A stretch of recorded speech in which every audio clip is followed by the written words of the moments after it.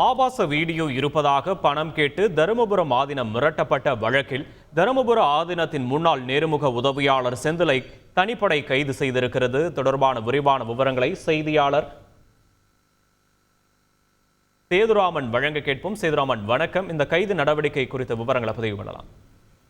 மயிலாடுதுறை மாவட்டம் மயிலாடுதுறை அருகே தருமபுர பழைய வாய்ந்த தருமபுர ஆதீனம் உள்ளது. இதில் ஆதீனகர்த்தராக உள்ள 27வது குருமகா சன்னிதானம் ஸ்ரீ மாசிலாமணி தேசிய ஞானசம்பந்த பிரம்மாச்சாரியர் உள்ளார்.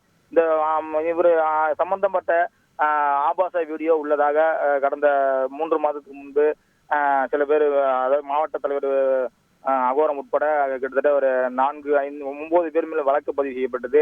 வழக்கு பதிவு செய்து 4 பேர் அதில் கைது செய்யப்பட்டு கடந்த 90 நாட்களுக்கு பிறகு அவர்களுக்கு பிணையில் வெளியே வந்தனர். இந்த நிலையில் அக்யூஸ்டான இரண்டாவது அக்யூஸ்டான தருமபுரத்தின் குருமகா சன்னித மாசிலாமணி தேசிய சுவாமிகள் ஆபாச வீடியோ உள்ளதாக மிரட்டி தலைமுறையான செந்திலை கடந்த 4 மாதமாக தேடி வந்த நிலையில் அவர் நேற்று உத்தரப்பிரதேசம் மாநிலம் வாரணாசியில் இருப்பதாக போலீசாருக்கு ரகசிய அடுத்து மயிலாடுதுறை சிறப்பு தனிப்படை போலீசார் வாரணாசி சென்று செந்திலை கைது செய்துள்ளனர். விவரங்களுக்கு நன்றி சேதுராமன். செய்திகளை உடனுக்குடன் தெரிந்து கொள்ள உடனே சப்ஸ்கிரைப் பண்ணுங்க.